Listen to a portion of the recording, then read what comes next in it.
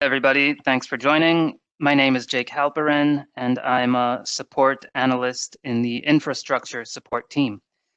Today, we're going to be talking about a couple of the popular authentication options in Primo VE. SAML, which stands for Security Assertion Markup Language, and CAS. And we're going to be focusing more on SAML because that's the more complicated one. So I'm going to start by giving a quick overview about what is SSO, why anyone would want SSO, and focusing mainly on SAML. And then I'm going to see how we set up SAML in Alma. And Alma is kind of like the back office in Primo VE. So that's where we're going to be doing all the configurations. And then we're going to talk about debugging because SAML has a lot of moving parts and they can all go wrong. And in the end, we're going to talk a little bit about CAS because there's less to do there, frankly. So before we even talk about SSO, we can talk about authentication and authorization and how those two terms, we might think of them as being kind of synonymous, but they're not exactly the same thing. So when we're talking about authentication, we're trying to answer the question, are you really who you say you are? And when we're talking about authorization, it's more a question of what should you be allowed to access? And you can think of real world examples where those things don't always go hand in hand necessarily. And just there's a nice example. If I go to the CIA building in Langley, I might convince them that I really am Jake, and then they'll say, okay, you've successfully proved that you're Jake, but you're not authorized to be here.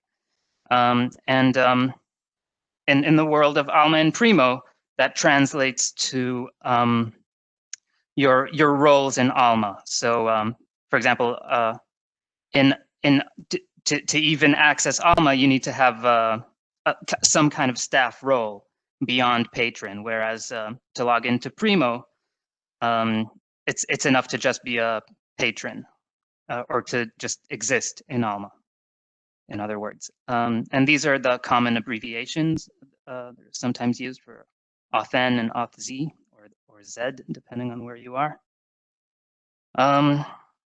So this is kind of a quick introduction to SSO. This is what the world looks like if you don't have SSO or single sign-on. You just log in directly, and so this guy, this could be me. You know, this could be somebody working at a tech company, and they have Outlook that they need to log into, and a couple of ticketing systems, maybe Salesforce and Jira, and so on. Or more relevantly, this could be a university member, right? And anyone at any institution.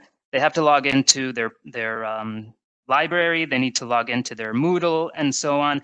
And this could be, you know, easily a dozen applications that they need to log into. And you know, you shouldn't use the same password for every one.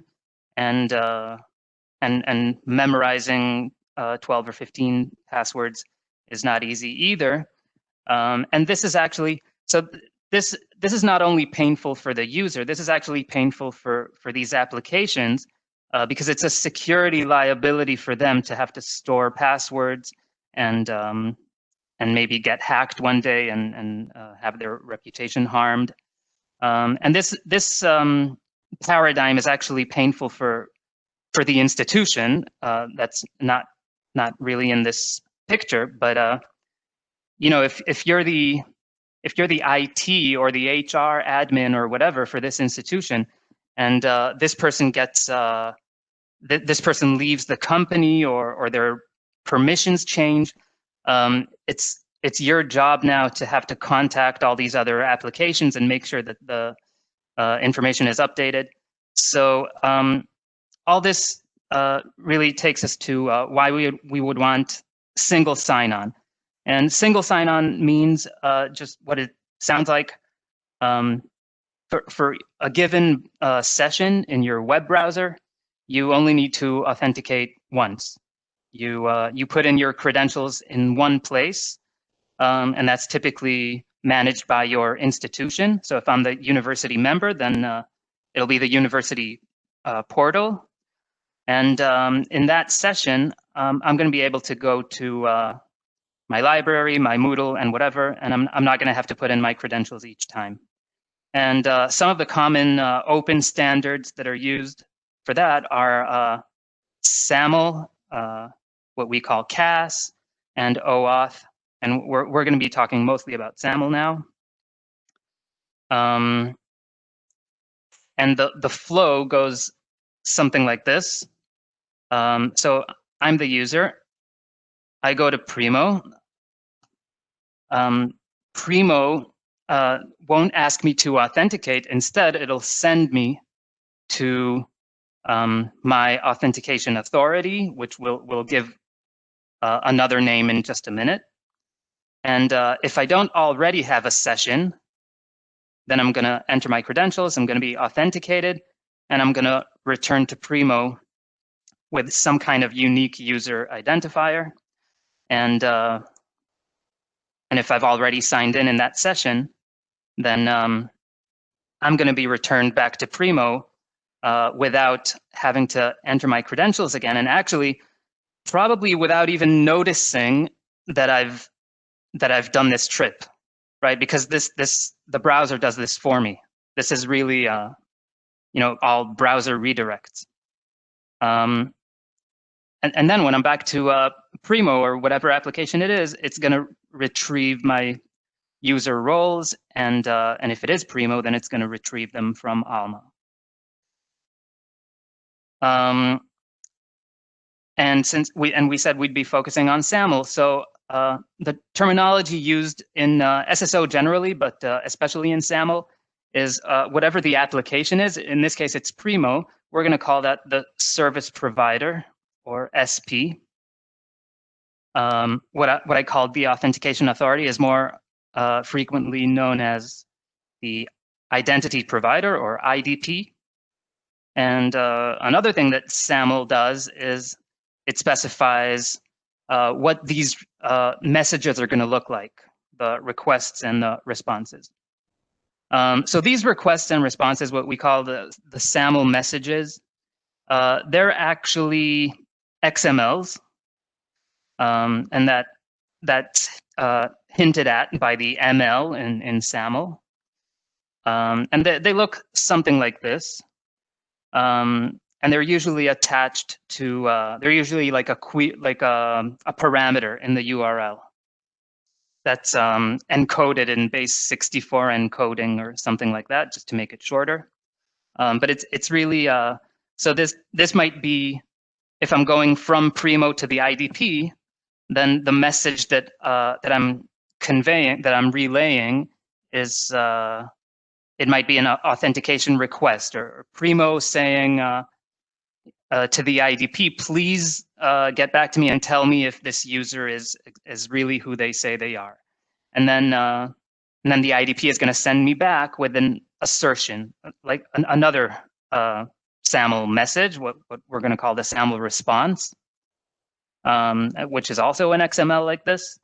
And it's going to say something like, I assert, I, the IDP, assert that this really is Jake, and so on. And it's going to have it's going to have a lot of this bureaucratic stuff, like the issuer, the conditions, right? It's the SAML response is not going to be valid forever. It's valid only for a certain window, and there's also going to be some attributes here. It might say what my first name is, what my last name is, but most importantly, there's going to be at least one attribute here that's unique, that can be used as a unique identifier to match in the application.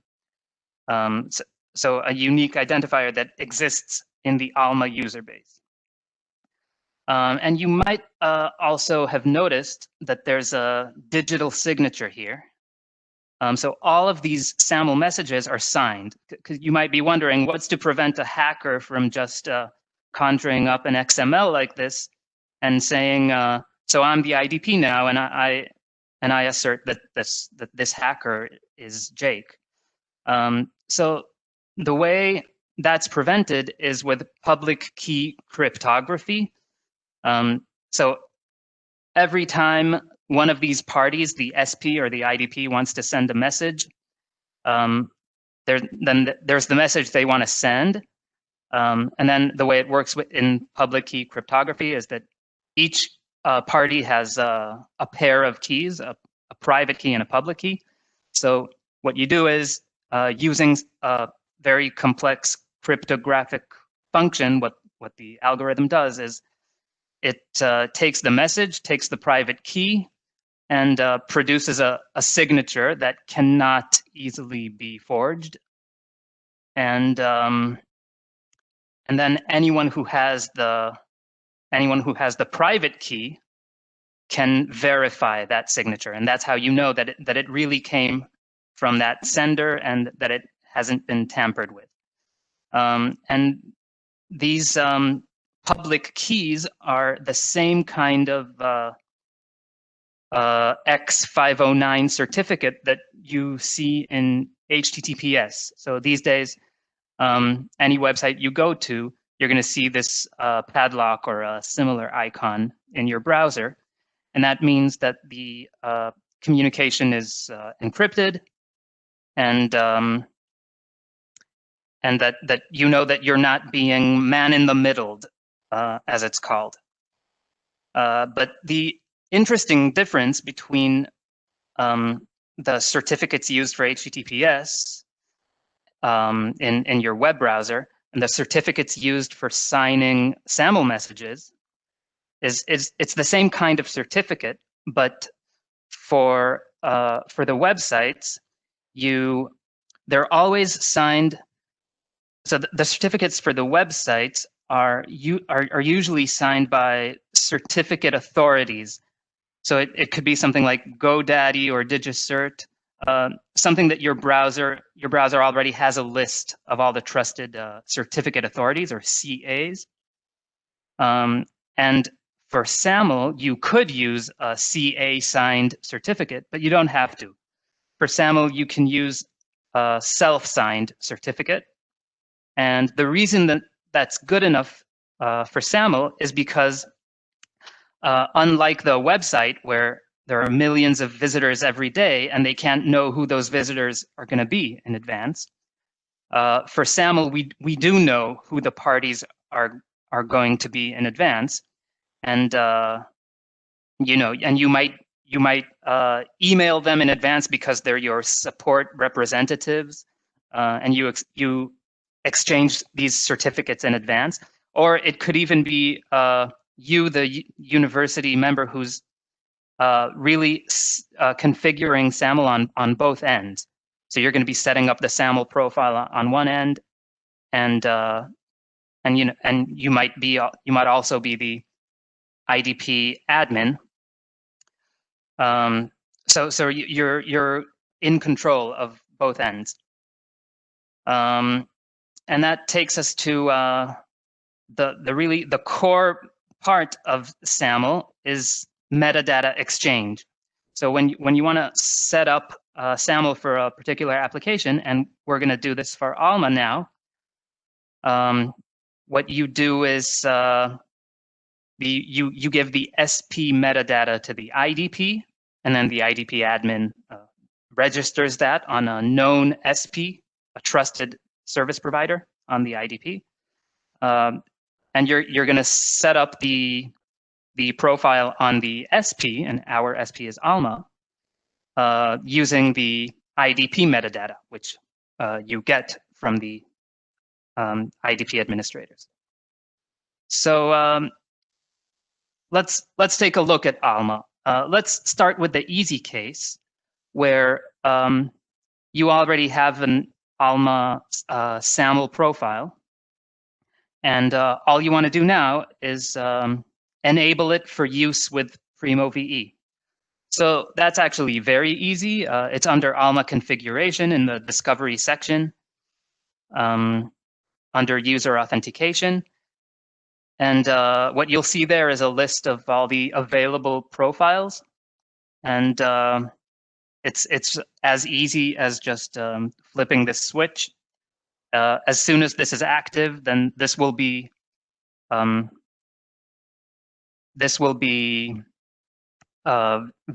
visible in the Primo VE main page when you click sign in. And the other thing that you're going to have to do, the reason you don't have to create a new SAML profile if you already have an existing one, is it relies on the fact that the IDP metadata is the same. Right, so the IDP is the same, the IDP metadata is the same, and you don't need to create a new profile for Primo VE. It's going to piggyback the existing profile, SAML profile that's already in use for Alma. And the other thing that you're going to have to do is you're going to have to give the IDP people the SP metadata for Primo.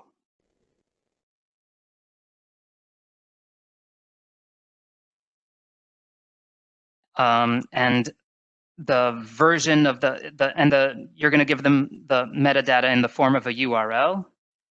You're going to give the IDP administrators the metadata in the form of a URL, and it's going to be one of these URLs depending on the Alma certificate version that you've selected in the Alma SAML profile, which we'll get to in a minute.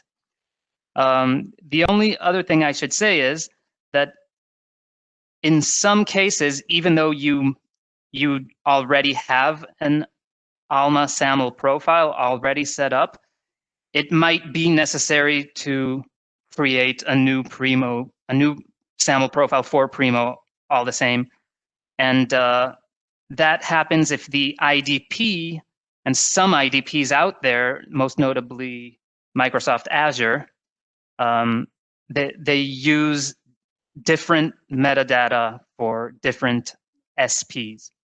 So so in that particular case, you're not going to be able to use the same profile for both Alma and Primo. I think that's all I need to say about that.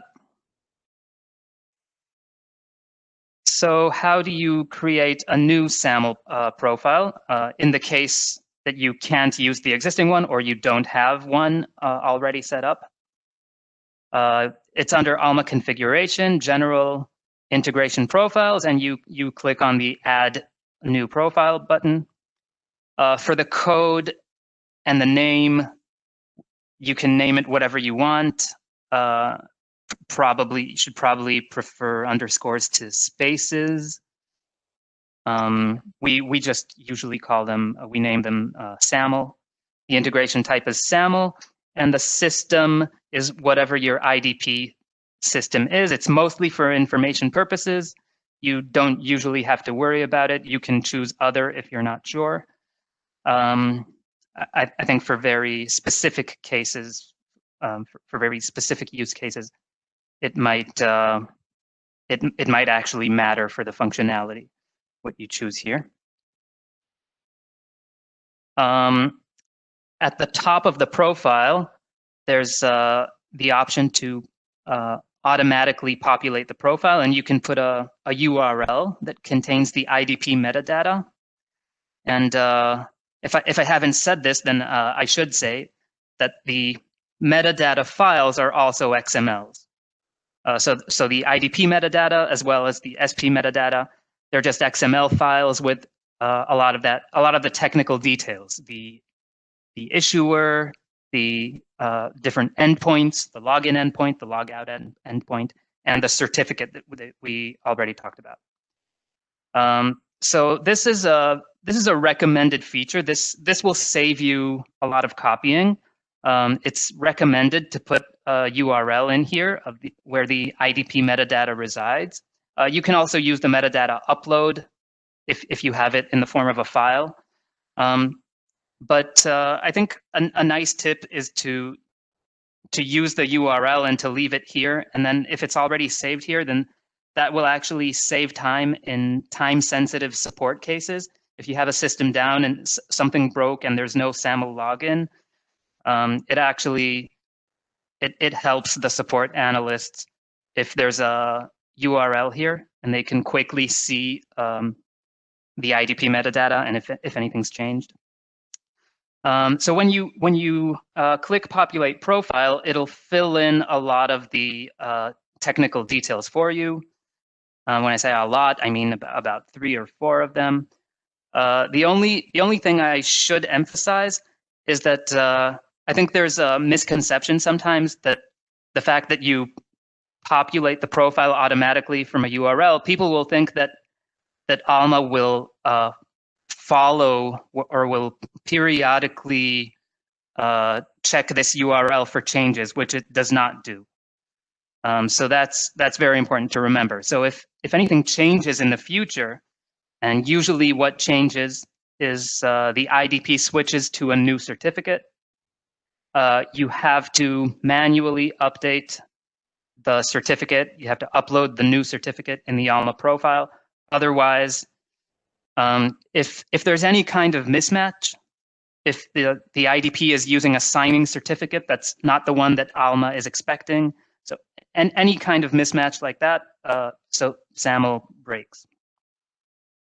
Moving on. So the default checkbox, this isn't really important for Primo VE. It's more important for Alma, but as long as we're talking about it, I'll just quickly say that in order to log into Alma using SAML, you have to use a URL like this that specifies the IDP code or the name of the profile or the code of the profile that we just created. But if you check this box, you can leave out the IDP code. You can use a URL like this or even this one. Force authentication is not typically what you would want in the typical use case. It's a way to indicate in the SAML request to sort of force the IDP to interact with the user to prompt them for credentials. So it kind of defeats the purpose of single sign-on. So you don't usually want this. The IDP issuer is a globally unique identifier for the IDP itself, and it corresponds to the entity ID in the IDP metadata. The IDP login URL. So the populate profile feature is very good about picking the right candidates for these boxes. So you can go over it just to make sure that it makes sense and there's no dire mistakes here. But for the most part, you can just rely on it. Same goes for the logout service. That's the SAML logout endpoint.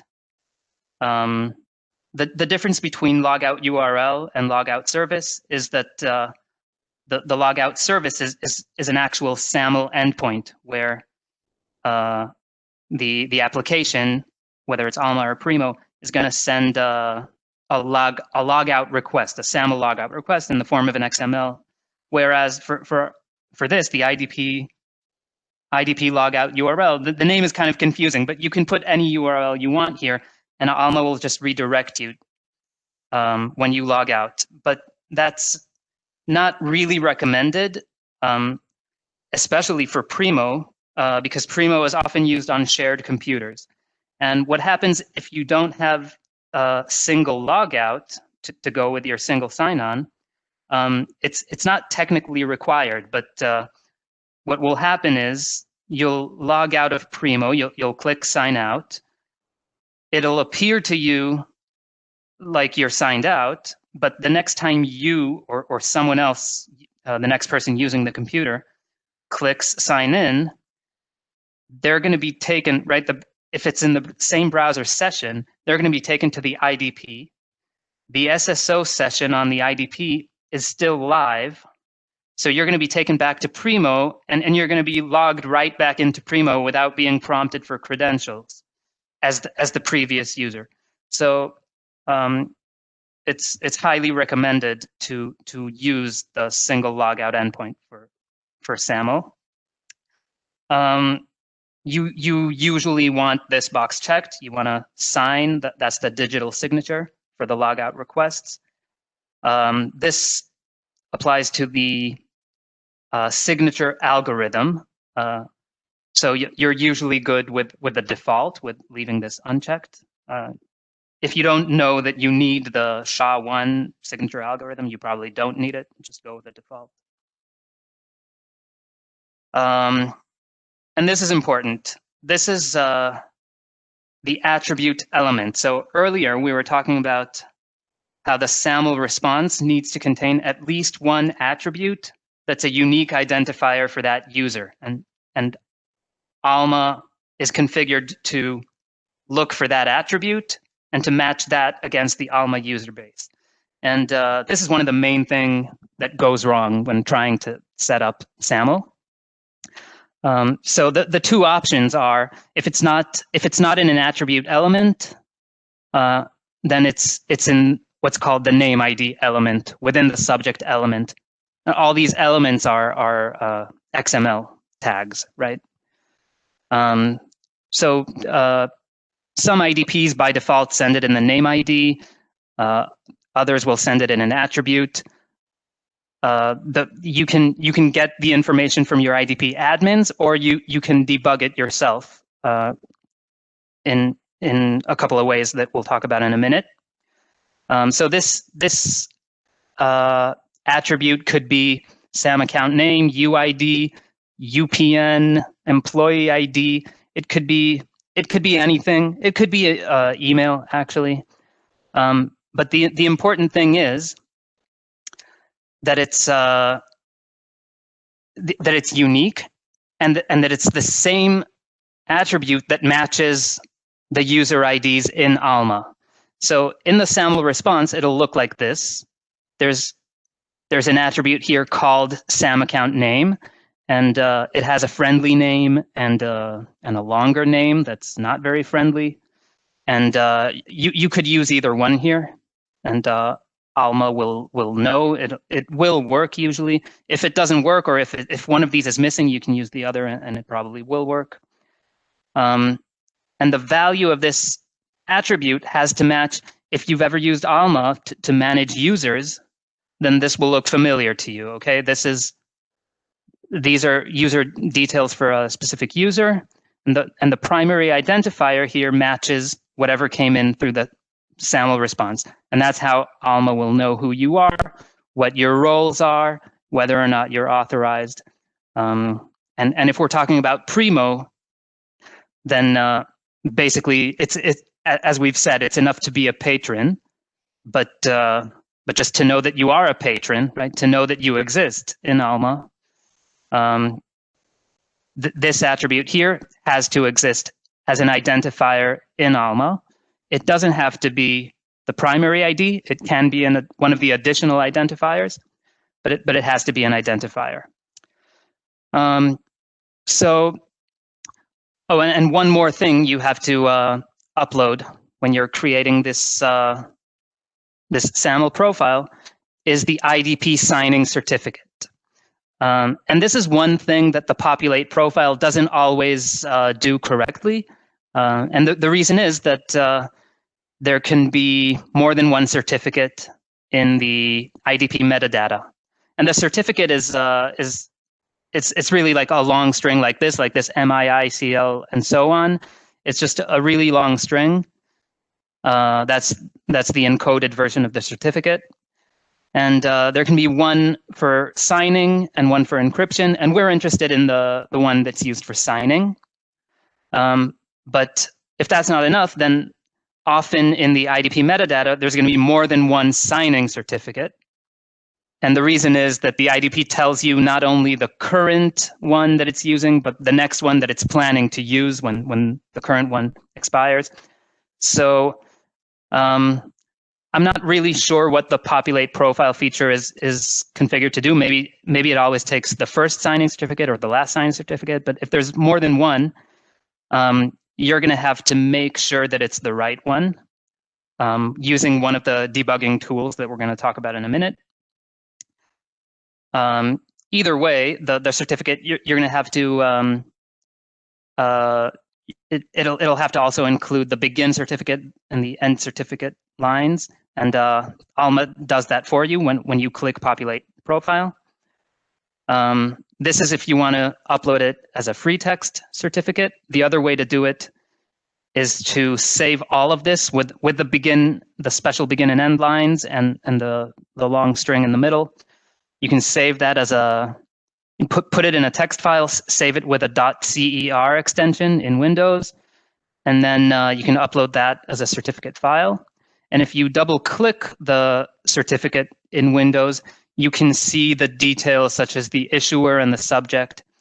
And that's actually important because whether or not the certificate is self-signed, meaning the subject and the issuer are the same, that determines the method that you're going to want to use. So free text is simple enough. If you can use that, that's great. Or the certificate file, that's pretty easy. But those two methods will only work for self-signed certificates. Now, if your certificate is what we call CA signed, so it's usually signed by an intermediate certificate authority, which is in turn signed by a root certificate authority. We call that a chain of trust certificate. And the only way to upload that is as a JKS file. And that's kind of like an involved process. I mean, once you get to know it, it's not that bad, but it's too long to get into now. Hopefully you won't need to. And if you do, and if you run into trouble, you can always open a support case. It'll reach our team and we'll gladly help. So we've seen the fields that we need to fill in when creating the profile. And now each one of those things in SAML, the endpoints, the issuer, the certificate especially, and also the attribute that we talked about, those are all things that can go wrong. If not everything goes entirely as expected, things fail. So luckily, we've developed this new test tool for Alma profiles in Alma. And this is brand new, and you can email the GoVE account if you want this enabled. And what this does is you click Save and Test. It'll give you a URL to paste in a different browser, preferably an incognito window. That's always good when debugging SAML. And then you'll authenticate on the IDP, and then you'll see what went wrong. It'll give you the relevant entries from the log. And hopefully that will be an understandable message like attribute does not match, or certificate or signature does not match. Make sure you have the right certificate. And then you can make the appropriate changes, try again. And again, if you run into trouble, you can always open a support case. Another way to debug these things, this is what we do a lot. You can there are a few SAML tracers available as browser add-ons that you can just add to your browser. And this one, for example, you just add it to your Chrome, and then any SAML messages, if you go to Primo, try to log in, you go to your IDP, you come back, it'll trace the SAML messages and it'll display them for you. So it automatically decodes them for you, and you can use this to see what the attribute is named. Remember, in our example, it was SAM account name. Well, maybe your IDP, it can configure it. It can name it whatever it wants. So to actually see things in action, like the certificate being used and the attributes being sent, this is a very helpful tool. The only problem is that sometimes the IDP is configured to encrypt the best parts of the SAML message, and you'll know it's encrypted because you won't see any attributes and you won't see the certificate. it'll just be like a long unintelligible string. In which case you can ask the IDP administrators to temporarily turn off encryption for this particular for the Primo SP, just for debugging purposes. So that's all we need to say about SAML. And we said we'd talk a little bit about CAS. And CAS is very easy to use. And the reason there's only one slide for it is because there's much less to do. You create a profile the same way you would for SAML. This is literally all there is. And the default CAS profile, that does the same thing as the default SAML profile, not really relevant for Primo VE. This ECAS thing is, you can probably ignore. If you don't know that you need it, you probably don't need it. So the only thing to configure is the CAS host, which you'll get from your CAS administrator. And CAS works in a similar way to SAML in that you click sign in, it'll take you to an IDP where you authenticate, and then you come back. But unlike SAML, where you come back with an elaborate XML, you usually just come back with a token, and then the application, Alma or Primo, will try to resolve that token by communicating directly with the CAS server. So in SAML, everything was happening in the end user's browser, whereas in CAS, so in SAML, we didn't have any server-to-server communication. But for CAS, and I guess that's why there's less to set up. You just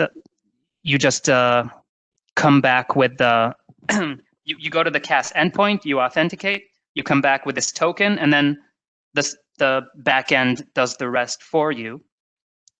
But what that means is, in the same way that for SAML we had to exchange metadata in advance, for CAS you're going to need to give the CAS administrators a couple of things. They usually need the URL of the application to sort of whitelist it, and they're also going to need the server IP to whitelist. And there's a URL here where we have the different IPs of the Alma cloud for the different regions, and the Primo VE IPs are the same as the Alma IPs. And if you run into any trouble, again, you can just open a support case and we'll tell you what the IP is that your CAS admin needs to whitelist. And I think that's it. So we're ready for questions now. Okay, we do have a couple of questions that have come in. So let's go through them. First question is, can we select the attribute we want, the match ID, or is there a list of possible match IDs between Alma and the IDP? So by match ID, I'm assuming we mean, so the attribute, the ID attribute that Alma is going to use to match against the user base. So the answer is there's not really much choice here, because if you already have Alma and you already have a user base, and I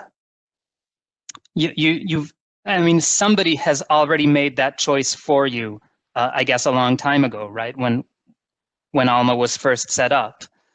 So your users currently have as their identifiers, they probably have either their like a unique username, or a unique user ID with like a number, or possibly something that looks like an email. So something that's unique, but whatever that attribute is, you're going to have to send, or you're going to have to make sure that the IDP sends that attribute in the SAML response, and then the IDP can name it whatever they want. They can name it SAM account name. They can name it extension attribute 1, and so on. You're just going to have to You're just going to have to see what it's being named, but you're going to have to make sure that it's being sent, and make sure that that's the name that you put in as the matching ID attribute in the SAML profile. I hope that answers the question. Okay, the next question is there a list of exceptions to the just turn it on set up for existing SAML institutions? It depends. Yeah, it depends on the IDP. I've seen it in Azure for sure, and I think I've also seen it in some other IDP that's not used as frequently. But it's probably configurable by the IDP admins. So yeah, you can always just ask them, or I mean, you can also always just try, and then if it doesn't work, then the next step is to ask, well, is it the same metadata, or is the IDP metadata different for each application? Okay, a follow-up question to that one is Azure setup any different from SAML? If so, how? Azure is one popular choice of IDP. So for anyone setting up a SAML profile in Alma or for Primo, you don't really have to worry about Azure.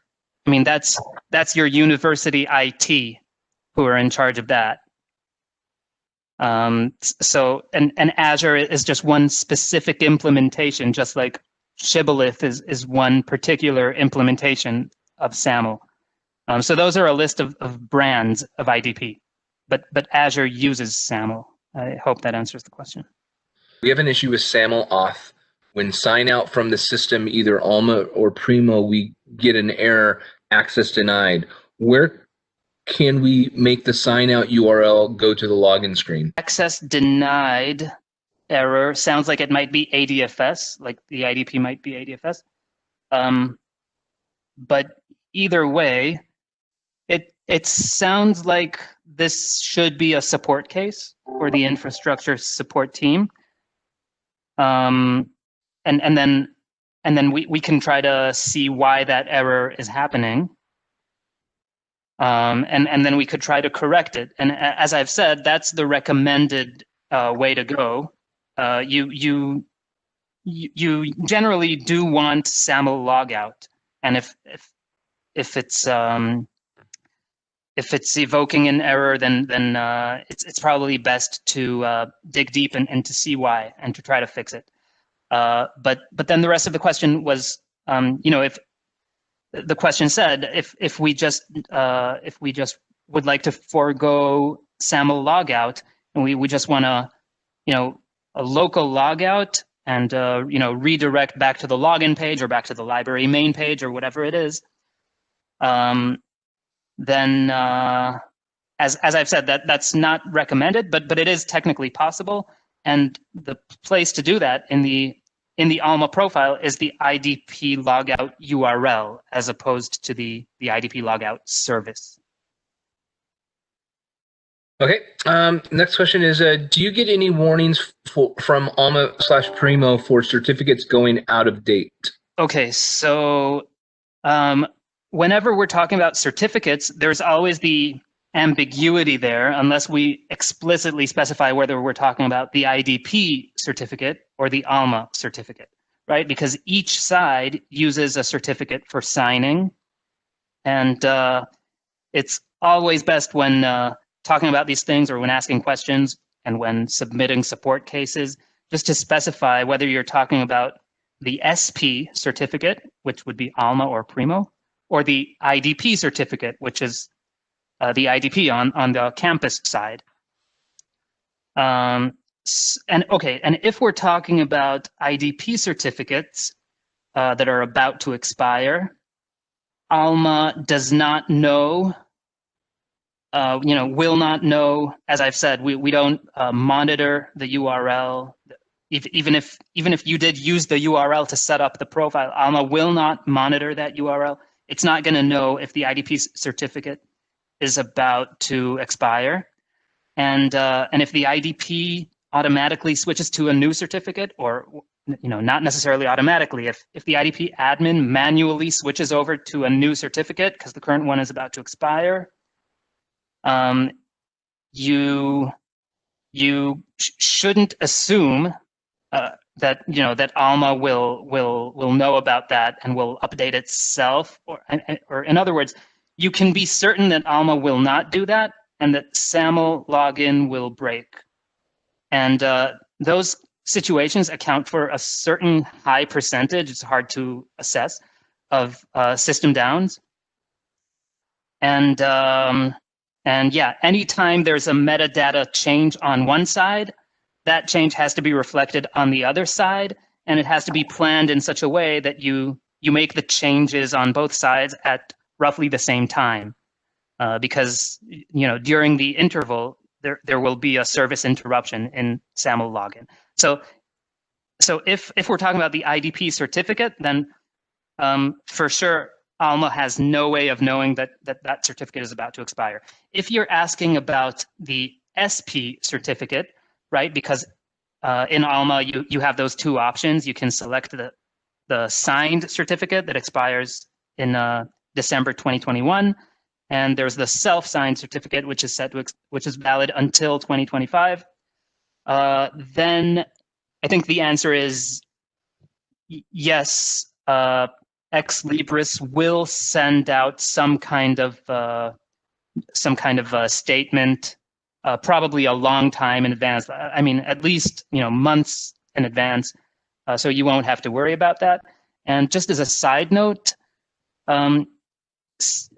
certificates expiring don't necessarily have to cause any kind of failure in SAML, because it's also technically okay, according to the SAML protocol, the SAML standard. It's technically okay to use an expired certificate as well. People usually prefer not to do that, but it can be made to work as well.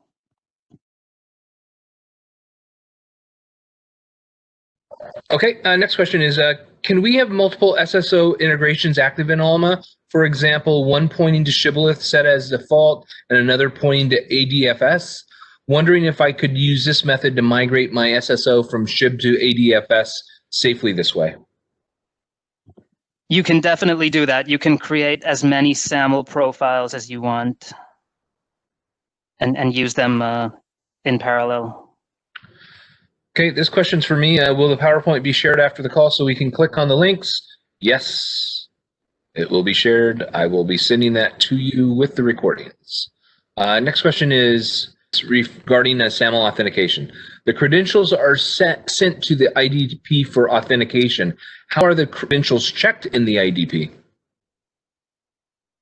So I just want to correct that. It's not that the credentials are sent, because that would be much less secure. What's happening now is that you click sign in Primo, and Primo redirects you along with your browser to the IDP, and then you're on a page that's hosted by the IDP and managed by the IDP, and that's where you're putting in your credentials. So you're only putting in your credentials in that place, in that IDP, which is probably a portal hosted and managed by your campus. And I think that's an important distinction, because it would be less secure to send credentials. And how are those credentials checked? That's entirely up to the IDP, and entirely outside the scope of anyone setting up a SAML profile, the way we've been talking about today. And also, it's actually outside the scope of SAML. So SAML doesn't say anything about how the IDP should check the credentials, or how strong the passwords have to be, or whether there needs to be multi-factor authentication. That's entirely up to the IDP. Okay, next question is, can we implement more than one SAML profile in Alma for Primo VE? Yes, that's I think similar to a question we've had, and yes, you can create as many SAML profiles as you want, and only one can be the default profile, but the default really only matters for Alma. But you can use more than one SAML profile for Alma or Primo VE, and then you can just activate, on the Primo user authentication configuration, you can just activate as many of those profiles that you've created as you want. If Shibboleth authentication is already enabled in Alma Primo, will those settings migrate during the Go VE setup process? No, unfortunately, no, none of the existing configurations in Primo regular, they will not be automatically migrated. So you will have to go through this step of, as far as I know, of creating this profile. And it might be helpful to go into the Primo back office to see the existing configuration. And what you'll see there is the IDP issuer, the IDP login URL, and it might be helpful to just copy those when filling out the corresponding fields in the new SAML profile that you're setting up on Alma for Primo VE. But as far as I know, there's no way in the Primo back office to see, to view the IDP certificate that's currently in use, that's already uploaded in Primo. So that's why I didn't really talk about that, because there's no convenient way to just automatically just export the existing configuration and then import it into Alma, much less automatically just have it automatically migrate. So I think there's no going around having to get an up-to-date metadata URL from your IDP admins, and that metadata will just have all you need: the certificate, the endpoints, and so on. Okay, and the last question that I have currently is, we use Shibboleth for both Alma and Primo authentication. If we switch to Primo VE, then will the existing SAML settings be migrated to VE? So I think that's the same question. And the answer is, I mean, there's no way to migrate the configurations. So there's no, I think there's no going around having to create. So I mean, the question says you already have an existing profile in Alma, and you use Shibboleth, so probably you won't have to create a new SAML profile on Alma, but you will have to probably register Primo VE as a new SP on the IDP. So you will have to give the Primo metadata to your IDP admins to register as a new service provider. And yeah, I mean, whether or not that's actually the case, I guess maybe depends on whether you have a custom domain or you use the Ex Libris domain.